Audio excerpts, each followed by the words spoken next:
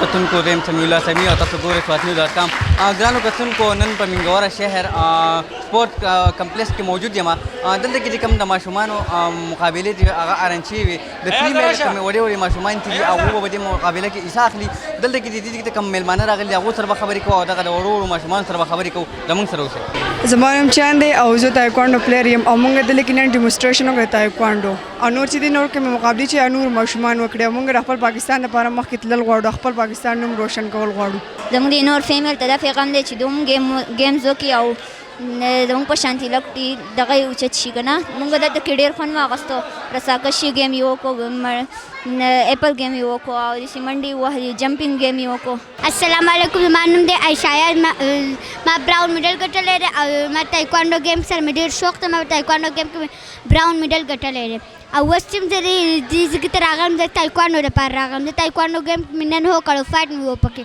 ژوندی به نور کوشش هم کوم چې زه تایکوانډو گیم کې مخکې شم. زما نوم مهوش دی او موږ ډېر خوشحاله یو د تایکوانډو کې مې حصه اخیستې وه او مې فایټ وکړو. زه دې ته داسې په ښه نظر ګورم لکه نن چې په سوات کې د اختر سمایي د سپورټس ډپارټمنټ او د ډسټرکټ ګورنمنټ زه انتهایي ډېره زیاته شکرګزار یم. بتایم ډسټرکټ ګورنمنټ دا فنډ مال راکړی دی، دا زما فنډ او په دې کې مطلب د ټولو سکولونو ته ما کیټونه اخیستي دي، د دوی سره شوز دي او نن مطلب دا دی چې په سوات کې یو روایت قایم شو چې مطلب دا دی مختلف ټیمان چې دي نو هغه د مختلف غرونو په نومونه دي. څنګه تاسو ملاله وګورئ، تاسو څنګه مریم مختار وګورئ مرحوم پایلټ او زمونږ د هلال رور چې دی ګوتاخور چې په سوات کې هغه فخر سوات دی، د هغه بهترین خدمات دي، د هغې په نوم باندې یو ټیم دی. نو مطلب دا زه ورته په ډېر ښه نظر ګورم او تاسو که نن ګورئ دا جنکۍ ټولې د سکول په سپینو جامو کې راغلي دي. نن که موږ دوی له دا وردي وکړه نو انشاءالله چې نیکسټ ټایم د دوی میچونه وي بتاون ډسټرکټ ګورنمنټ سپورټس ډپارټمنټ دوی به مطلب دا وردي اچوي او په هغې کې به راځي او زما نور ګورنمنټونو ته هم دا خواست دی چې داسې اکټیویټي په ګورنمنټ سکولونو کې وکړئ. نن که تاسو ګورئ آل ګرلز ټورنمنټ کېږي فیمیل والا بیسیکلی چیرمین سپورټس کمیټي ضلع سوات. زم نن دا زموږ دپاره ډېره د خوشحالۍ خبره ده که په سوات کې تاسو ګورئ مختلف اکټیویټیز کېږي.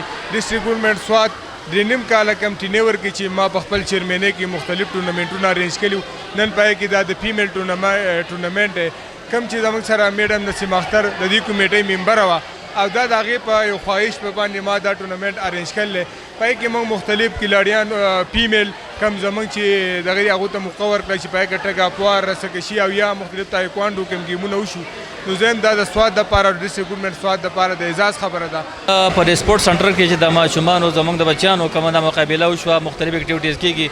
زه ورته په حیثیت تحصیل ناظم ډېر په ښه نظر ګورم او که دغه شان اکټیویټیز مزید کېږي نو دا په دې سوات په دې ماشومانو کې ډېر دا ټایلنټ دی او هغوی وګوره تاسو ولیدل چې هغوی نن مختلف هغه خپل اکټیویټیز کې خپلې دغه وښوې نو هم دغه شانته کې د ډسټرکټ ګورنمنټ د طرفه چې کوم دا پروګرام انعقاد شوی دی زه ورته خیرات تحسین پیش کوم او د دې ټوله څهره چې د میډم نسیم اختر په سر باندې ده ځکه چې هغې په دې کې ډېر کوششونه کړي دي او نن زه دا پیغام ورکول غواړم ټول دنیا ته ټول پاکستان ته چې ماشاءالله نن په سوات کې امن دی او نن ماشومان راغلي دي خپل اکټیویټیز کوي.